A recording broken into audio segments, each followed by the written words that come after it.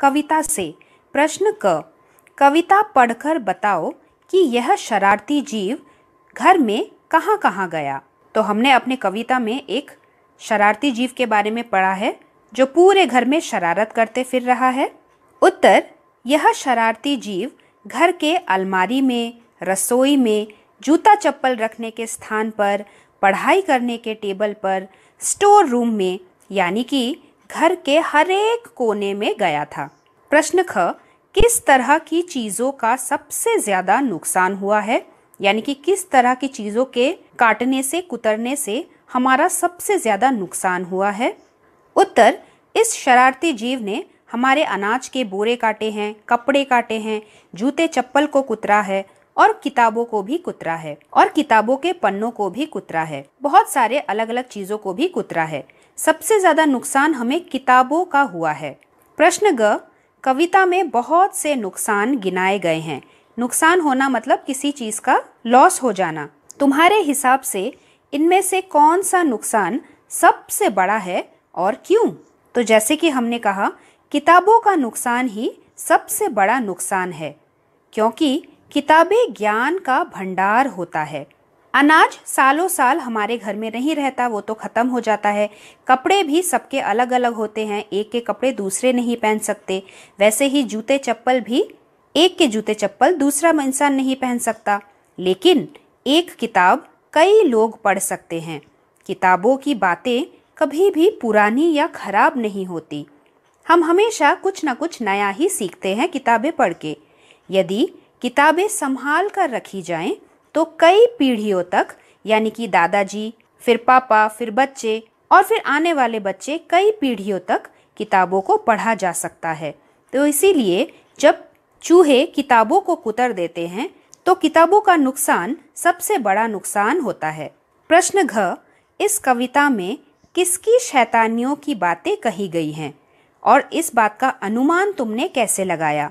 अनुमान मतलब गेस। इस आंसर का गेस तुमने कैसे लगाया? उत्तर, इस कविता में जो शैतानियां कर रहा है वो चूहा है।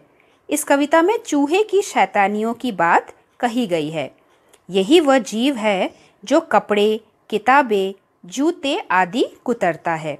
और हमने इस बात का अनुमान इसलिए लगाया क्योंकि यह जीव रात को खुरखुर की आवाज़ करता है, इधर उधर भागता है और कोने कोने में छिपता रहता है।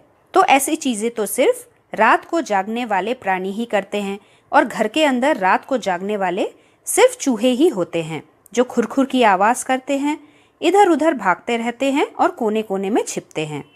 अगला प्रश्न, कभी कुतरा जाता है चप्पल। शरारती जीव ने बहुत सारी चीज़ों को कुतरा है, बिखराया है और काटा है। इन तीनों शब्दों में अंतर तो आपको पाठ के एक्सप्लेनेशन में ही मैंने अच्छे से समझाया था।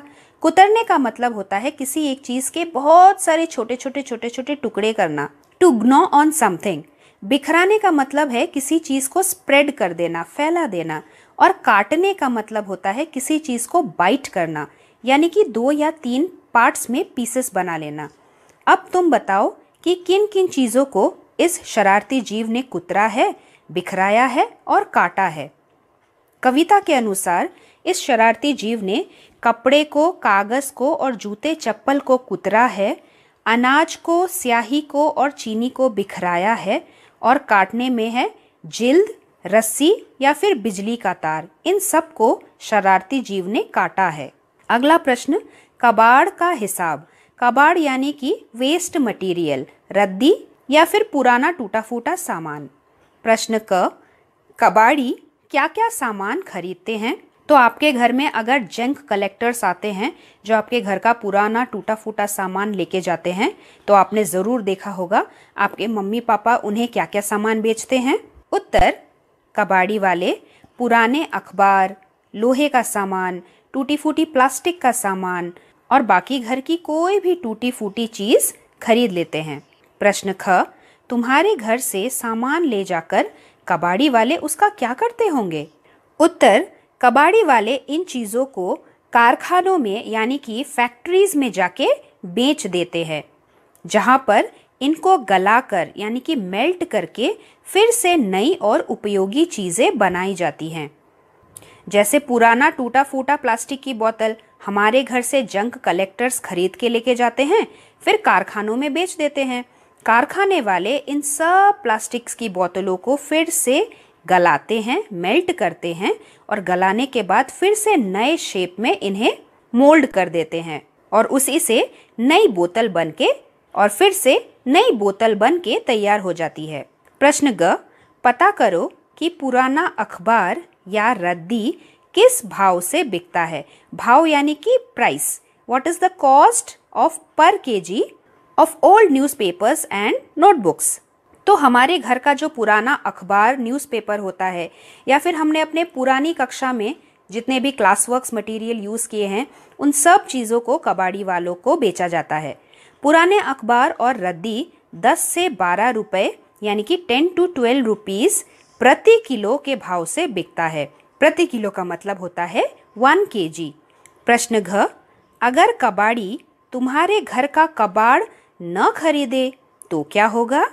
अगर कबाड़ी वाले हमारे घर का कबाड़ न खरीदे, कबाड़ क्या होता है, पुराना टूटा फूटा सामान जो हमारी घर में वैसे तो किसी काम का नहीं होता, सिर्फ कोने में पड़ा रहता है। तो अगर कबाड़ी वाले हमारे घर का कबाड़ न खरीदे तो हमारे घर में कबाड़ बढ़ता चला जाएगा और गंदगी बढ़ती चली जाएगी।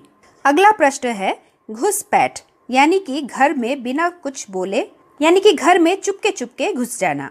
प्रश्न क, तुम्हारे घर में भी यदि यह शरारती जीव है या उसकी फौज घुस आई है तो पता करो कि उससे कैसे निपटा जाता है।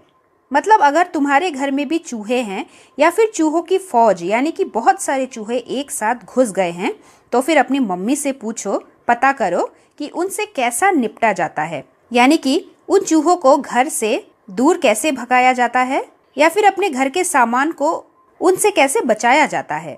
उत्तर, हमारे घर में बहुत सारे शरारती जीव घुस जाते हैं, जैसे मच्छर, तिलचिट्टा यानी कि कॉकरोच, चूहे, मकड़ी और ऐसे ही बहुत सारे कीड़े मकोड़े।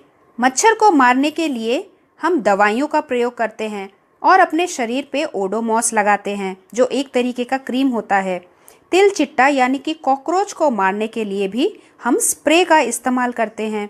चूहों को पकड़ने के लिए हम चूहों का जाल रखते हैं या फिर रैट किल नाम का एक दवाई मेडिसिन भी आता है, बहुत सारे लोगों के घर में उसका इस्तेमाल भी होता है। हमारे घर में जब बहुत मकड़ी के जाले बन जाते हैं तो उन्हें हम साफ कर लेते हैं। मकड़ी के जालों को साफ करके ही हम मकड़ी को भगाते हैं और बाकी कीड़ों से घर को बचाने के लिए हम घर को अच्छे से साफ रखते हैं। प्रश्न ख, इस शरारती जीव के अलावा यानी कि चूहे के अलावा और कौन कौन से जीव तुम्हारे घर में घुस जाते हैं।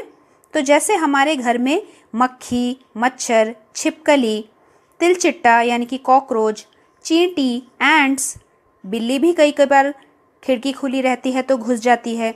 इसके अलावा मकड़ी, चूहा, दीमक, खटमल ये सब भी घुस जाते हैं। दीमक यानी कि टर्माइट जो लकड़ी के सामान में कुतर के लकड़ी के सामान को नष्ट करती है, और खटमल यानी कि बेड बग्स। अगला प्रश्न बूझो यानी कि बताओ। नीचे लिखी कविता के पंक्तियों को पढ़ो।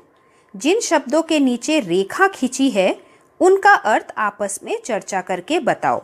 तो सबसे पहला क, कभी खलीता पर बन आती, अनजाने पैसे गिर जाता। खलीता यानी कि एक तरीके का जेब या फिर थैला या फिर थैले को भी बोल सकते हैं। हमारी कविता के अनुसार खलीता हमारे पैंट की पॉकेट है। जब चूहा हमारी खलीता को कुतर के यानी कि हमारी पैंट की जेब में होल कर देता है तो हमें पता नहीं चलता और अनजाने में ही बिना हमारे जाने ही अगर हम उस जेब में पैसे रख देते हैं तो पैसे हमारी जेब से गिर जाते हैं। अगला वाला ख, रोज टांगता धो धो कर मैं, कौन उठा ले जाता छन्ने। छन्ने का मतलब पतला महीन कपड़ा होता है जिसे इंग्लिश में हम मसलिन क्लॉथ भी बोलते हैं। ये बहुत ही पतला, सॉफ्ट और मुलायम कपड़ा होता है। मम्मी इसका इस्तेमाल बहुत सारी चीज़ों को छानने के लिए यानी कि फिल्टर करने के लिए करती है। जैसे कई बार हम घर में दूध से पनीर बनाते हैं तो पनीर को इस पतले से मलमल के कपड़े में डालकर छान लिया जाता है और फिर उसे टांग के रखा जाता है ताकि पनीर एकदम जम जाए और हार्ड हो जाए। इस तरीके के कपड़े के छन्ने से हम बहुत सारी चीज़ों का काम करते हैं। छन्ने इसलिए कहा जाता है क्योंकि इस कपड़े से हम बहुत सारी चीज़ों को छान सकते हैं, फिल्टर कर सकते हैं। तीसरा है रोज रात भर जगता रहता, खुर खुर इधर उधर है धाता। धाता का मतलब होता है दौड़ता रहता, जो कि इस कविता में चूहा है जो रात को सोता नहीं। चूहे रात को जागते हैं और रात को जब घर के बाकी सब लोग सो जाते हैं वो इधर उधर भागता रहता है, खुरखुर खुरखुर करता है। खुरखुर उसके कुतरने की आवाज़ होती है क्योंकि वो घर का कोई ना कोई सामान कुतर रहा होता है और इधर उधर भागता रहता है, कोने कोने में छिपता रहता है ताकि हम उसे नहीं पकड़ पाए। धाता का मतलब है दौड़ते रहना।